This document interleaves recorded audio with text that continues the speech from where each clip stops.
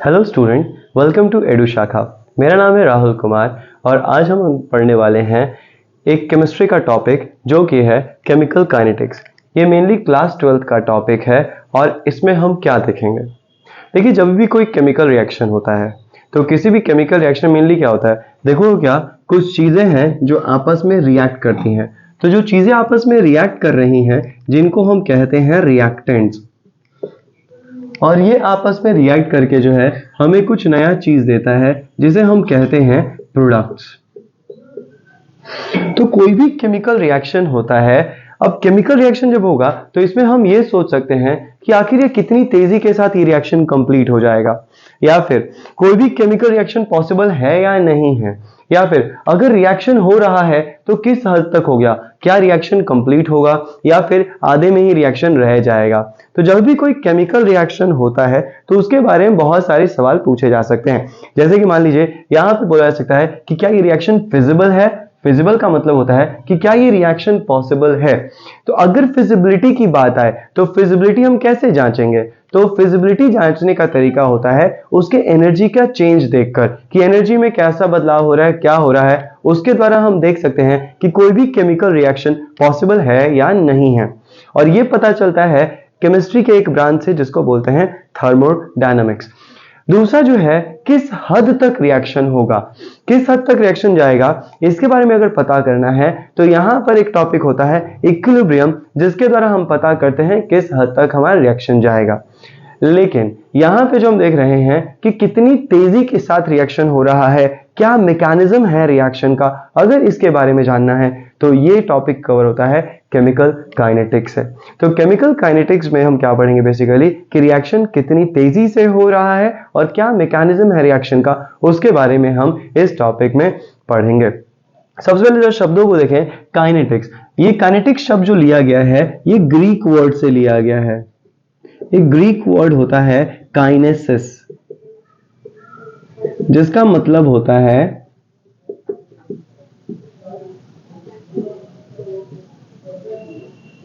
Movement. तो mainly यहां पर हम जो है अगर बात करें काइनेटिक्स को लेकर तो केमिकल काइनेटिक्स है क्या, तो केमिकल काइनेटिक्स की बात की जाए तो ये ब्रांच ऑफ केमिस्ट्री है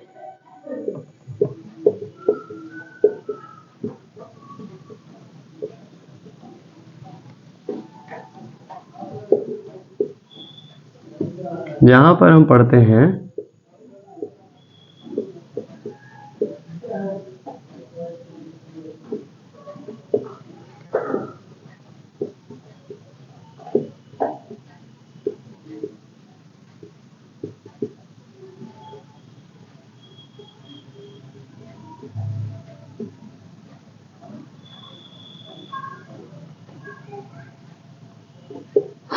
तो केमिकल काइनेटिक्स क्या है, तो केमिकल काइनेटिक्स केमिस्ट्री का वो ब्रांच है जिसमें हम मेनली पढ़ते हैं रेट ऑफ रिएक्शन को लेकर और साथ ही साथ जो है उसके मैकेनिज्म को लेकर।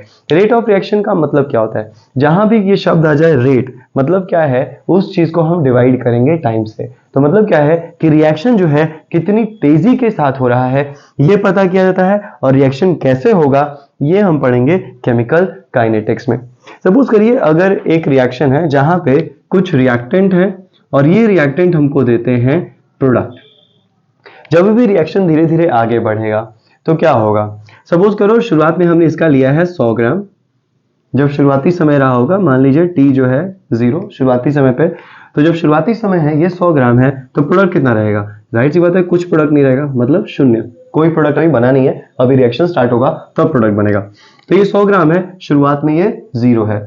अब धीरे धीरे क्या होगा, ये रिएक्ट कर गया होगा, सपोज करो रिएक्टेंट का जो है 10 ग्राम रिएक्ट कर गया, रिएक्टेंट का 10 ग्राम रिएक्ट कर गया तो बचा कितना, तो 10 ग्राम रिएक्ट कर गया तो बचा 90 ग्राम, और यही 10 ग्राम जो रिएक्ट करके क्या दे देगा, यही 10 ग्राम बन जाएगा प्रोडक्ट।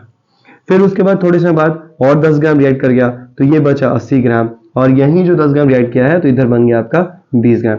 तो धीरे धीरे अगर हम देखेंगे तो ये जो रिएक्टेंट्स है आपस में रिएक्ट कर रहा है और इसकी जो संख्या, इसका जो कंसंट्रेशन है वो धीरे धीरे घटता चला जाएगा। वहीं दूसरी तरफ जो प्रोडक्ट का कंसंट्रेशन है ये धीरे धीरे बढ़ता चला जाएगा। तो अगर हमें निकालना है रेट ऑफ रिएक्शन, तो हम रेट ऑफ रिएक्शन कैसे निकाल सकते हैं, तो रेट ऑफ रिएक्शन के लिए हम क्या देख सकते हैं, रेट ऑफ रिएक्शन के लिए हम ये देख सकते हैं कितनी तेजी के साथ जो है कंसंट्रेशन में गिरावट आ रही है। एक तरफ कंसंट्रेशन गिर रहा है, वहीं दूसरी तरफ जो प्रोडक्ट है उसका कंसंट्रेशन बढ़ता हुआ दिखाई देगा।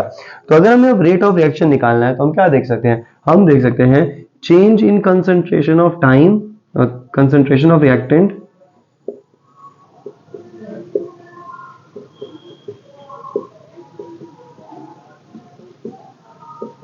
बट्टे चेंज इन टाइम, कितनी देरी में जो है वो बदलाव आ रहा है। तो अगर हमें रेट ऑफ रिएक्शन निकालना है तो हम क्या लिख सकते हैं, change in concentration of reactant, reactant में कितनी तेजी के साथ बदलाव आ रहा है, और चेंज इन टाइम। तो ये चीज है। अब देखिए अगर हम यहाँ पे चेंज देखने जाएं तो चेंज का मतलब क्या हो, बदलाव। और बदलाव कैसे निकालेंगे, जो फाइनल है उसमें इनिशियल को माइनस कर देंगे। तो मान लो हम इतने दूर का बदलाव देख रहे हैं, इतने दूर में कितना बदलाव आया, तो फाइनल मान लीजिए 80 है और शुरुआती हमारा 90, तो 80 में से 90 गया तो आप क्या देखो माइनस का 10। तो हमेशा ही जो रिएक्टेंट का जो चेंज आएगा ना, हमेशा ही रिएक्टेंट का जो चेंज आएगा वो नेगेटिव आएगा, और रेट हम कभी भी नेगेटिव ले नहीं सकते हैं।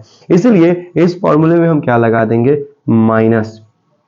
चेंज इन कंसंट्रेशन, कंसंट्रेशन को लिखने के लिए हम लोग स्क्वायर ब्रैकेट का इस्तेमाल करते हैं। तो स्क्वायर ब्रैकेट है, ये डिनोट करता है कंसंट्रेशन।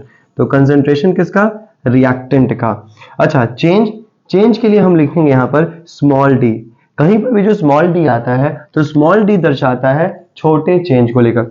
चेंज को दो तरीके से दिखाया जाता है। अगर मान लो डी है, छोटा सा डी, तो ये शो करता है स्मॉल चेंज,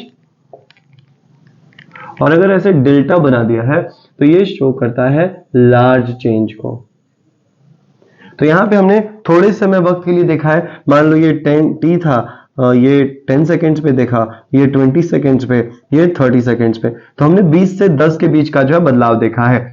तो change in concentration of reactant by change in time, तो ये दे देगा हमें रेट ऑफ रिएक्शन।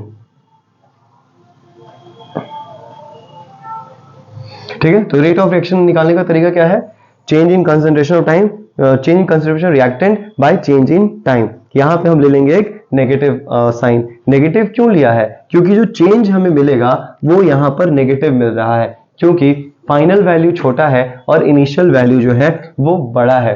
तो इसलिए अगर आप छोटे में से बड़ा घटाओगे तो आपको नेगेटिव वैल्यू मिलेगी, इसलिए उस नेगेटिव को पॉजिटिव बनाने के लिए हमने ये माइनस साइन लिया हुआ है। तो एक रेट ऑफ रिएक्शन तो हम ऐसे भी देख सकते हैं। दूसरा जो हम बात करें यहां पर प्रोडक्ट के अनुसार भी तो हम देख सकते हैं ना, यहां पर रिएक्टेंट का जो कंसंट्रेशन वो घट रहा था, लेकिन प्रोडक्ट का भी तो कंसंट्रेशन में बदलाव आ रहा है, प्रोडक्ट भी तो धीरे धीरे बढ़ रहा है। तो अगर हमें रेट ऑफ रिएक्शन देखना है तो हम प्रोडक्ट के अनुसार भी जो है रेट ऑफ रिएक्शन देख सकते हैं। कैसे,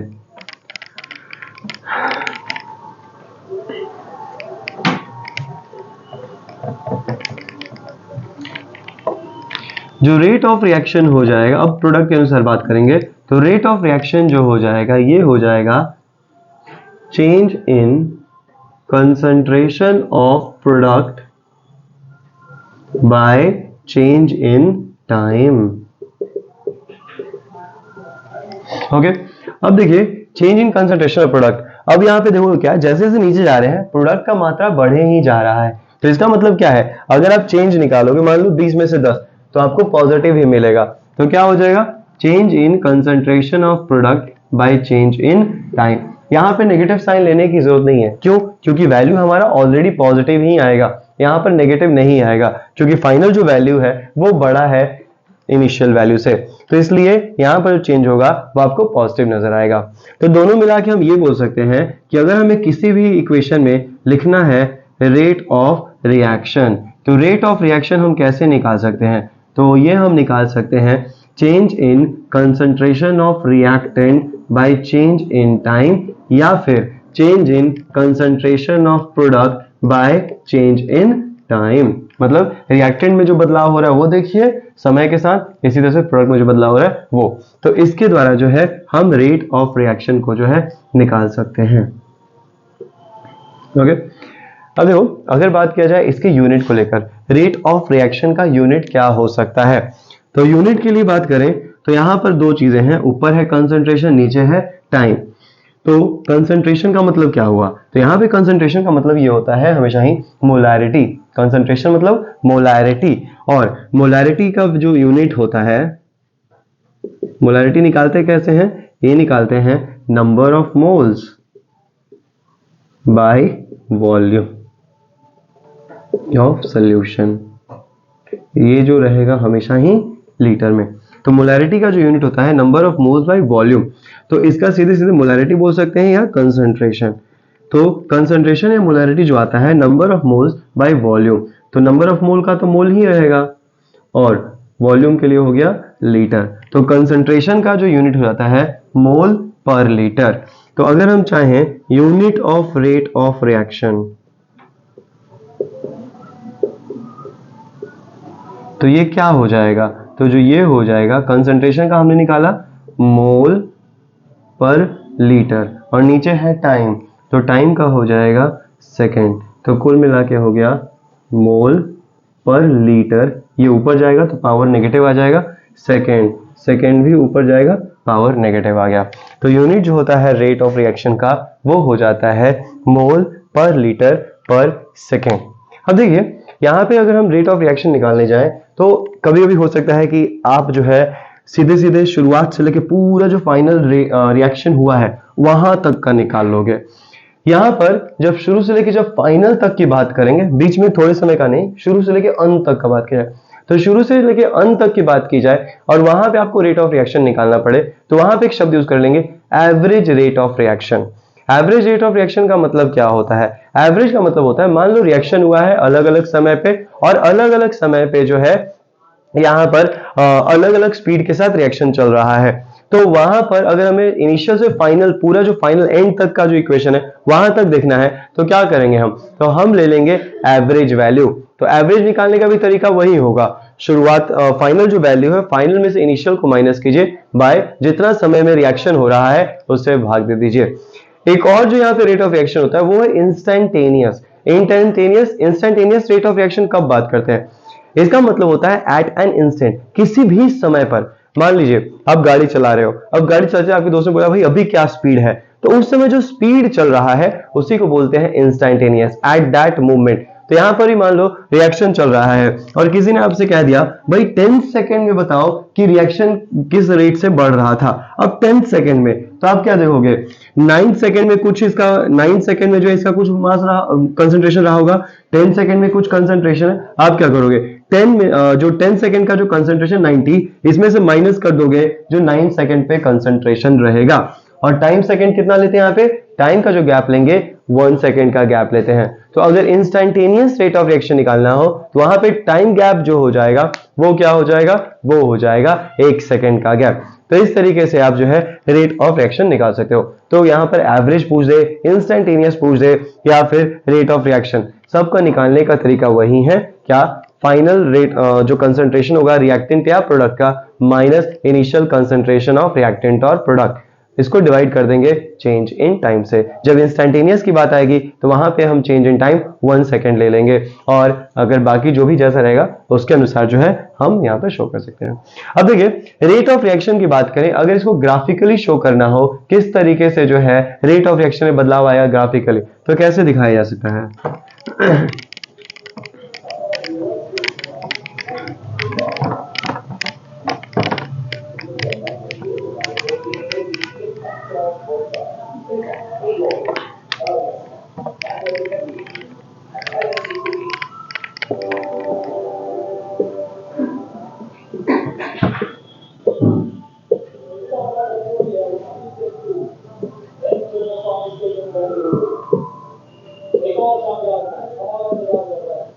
सबसे पहले देखते हैं रिएक्टेंट के कंसंट्रेशन के अनुसार। एक्स एक्सिस में हम लोग ले लेंगे टाइम और इधर ले लेंगे कंसंट्रेशन ऑफ रिएक्टेंट, रिएक्टेंट से कंसंट्रेशन पे। तो वो जो ग्राफ आता है क्या देखिएगा, समय के साथ जो कंसंट्रेशन है वो धीरे धीरे धीरे घटता हुआ नजर आएगा। अगर हम रेट ऑफ रिएक्शन का ग्राफ देखें तो ये हमें कुछ इस तरीके से मिलता है। मतलब क्या हुआ, जैसे जैसे समय बढ़ रहा है, पहले मान लो ये इनिशियल समय पे आपको रिएक्टेंट का कंसंट्रेशन जो है हाई नजर आ रहा है, ठीक है। फिर आप थोड़ा सा आगे बढ़े तो क्या हो रहा है, थोड़ा सा कम हो गया, फिर और आगे बढ़ रहे हो तो आपको और कम कंसंट्रेशन धीरे धीरे घट रहा है, फिर आप और आगे बढ़ोगे कंसंट्रेशन और घट गया। ये चीज है। जैसे सपोज करो इस समय की बात करें तो इस समय जो कंसंट्रेशन रहा वो यहाँ पर है, इतना कंसंट्रेशन। मान लीजिए ये आपके पास जो है 2 सेकंड की बात हो रही है, तो 2 सेकंड पे आपका कंसंट्रेशन इतना आ गया है, और मान लो यहाँ पर जो है 4 सेकंड पे देख रहे हैं, 4 सेकंड पे जो कंसंट्रेशन है वो इतना आ रहा है। तो 2 सेकंड पे जो कंसंट्रेशन था वो इतना, 2 सेकंड का कंसंट्रेशन इतना, वहीं 4 सेकंड की बात करें तो कंसंट्रेशन इतना हो गया है। ये T1 मान लो तो यहाँ पे कंसंट्रेशन C1, तो T1 पे कंसंट्रेशन आपको इतना दिख रहा है, ये मान लीजिए T2, तो T2 पे कंसंट्रेशन आपका C2 हो गया है। तो जैसे टाइम बढ़ रहा है कंसंट्रेशन नीचे ही ना आ रहा है, और एक समय बाद देखोगे तो ये पैरेलल हो जाएगा। पैरेलल का मतलब क्या हो गया, अब उसके बाद जो है कंसंट्रेशन में कोई बदलाव नहीं दिख रहा है। और अगर किसी भी रिएक्शन में ऐसा हो जाए कि एक समय बाद कंसंट्रेशन ऑफ रिएक्टेंट या प्रोडक्ट में कोई बदलाव नहीं दिख रहा है, तो इसका मतलब होता है उस इक्वेशन में अब आ चुका है इक्विलिब्रियम। इक्विलिब्रियम मतलब क्या हुआ, इक्विलिब्रियम की बात करें तो यहाँ पे कहने का मतलब होता है कि ऐसा नहीं है कि रिएक्शन नहीं हो रहा है, रिएक्शन हो रहा है, बट जितनी तेजी से फॉरवर्ड रिएक्शन हो रहा है उतनी ही तेजी से बैकवर्ड रिएक्शन भी होने लगता है। तो ये चीज है। वहीं एक और यहाँ पे हम ग्राफ देख लेते हैं प्रोडक्ट के अनुसार। ये है टाइम,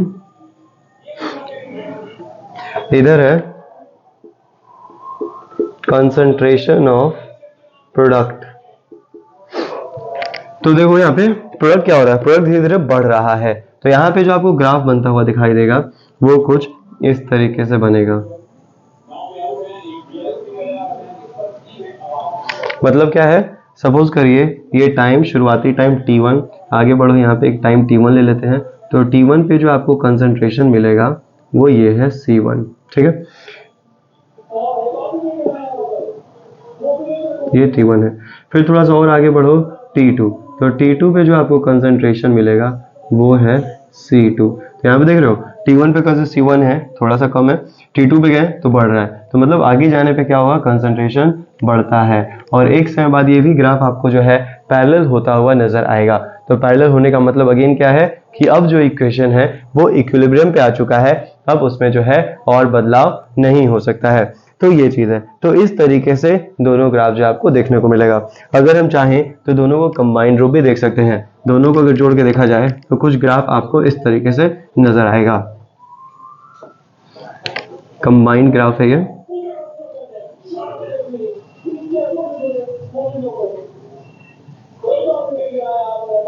इधर हमारा है टाइम एक्स एक्सिस के अनुसार, और इधर है हमारा जो है कंसंट्रेशन वाई एक्सिस के अनुसार। तो हमने क्या देखा, कंसंट्रेशन ऑफ रिएक्टेंट ऐसे कुछ घट रहा है और कंसंट्रेशन ऑफ प्रोडक्ट जो है बढ़ रहा है, और एक समय बाद दोनों ही कांस्टेंट होते हुए नजर आएंगे। नीचे वाला जो ग्राफ है ये है रिएक्टेंट्स का, ऊपर वाला जो ग्राफ है ये है प्रोडक्ट्स का। और एक समय बाद जब ये कांस्टेंट हो रहा है तो ये जो समय है जिसके बाद कंसंट्रेशन में कोई बदलाव नहीं आ रहा है, ये पॉइंट के बाद आ चुका है इक्वेशन में इक्विलिब्रियम।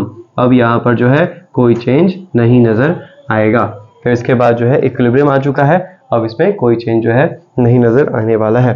तो ये है रेट ऑफ रिएक्शन को लेकर। तो रेट ऑफ रिएक्शन का हमने देखा कि किस तरीके से हम रेट ऑफ रिएक्शन निकालते हैं, उसके अलावा जो ग्राफिकली हम कैसे रेट ऑफ रिएक्शन को रिप्रेजेंट कर सकते हैं। अब देखिए ऐसे कौन कौन से फैक्टर्स हैं जिन पे रेट ऑफ रिएक्शन निर्भर करता है। तो मेनली देखो क्या, कंसंट्रेशन ऑफ रिएक्टेंट हो गया, टेम्परेचर हो गया, प्रेशर हो गया, या फिर कैटलिस्ट का जो यूज करते हैं हम रिएक्शन करवाने में, इन सारे फैक्टर्स पे जो है रेट ऑफ रिएक्शन निर्भर करता है। तो रेट ऑफ रिएक्शन किस किस पे निर्भर कर रहा है, अगर ये बात किया जाए तो रेट ऑफ रिएक्शन जो है मेनली डिपेंड करता है कंसंट्रेशन ऑफ रिएक्टेंट पर,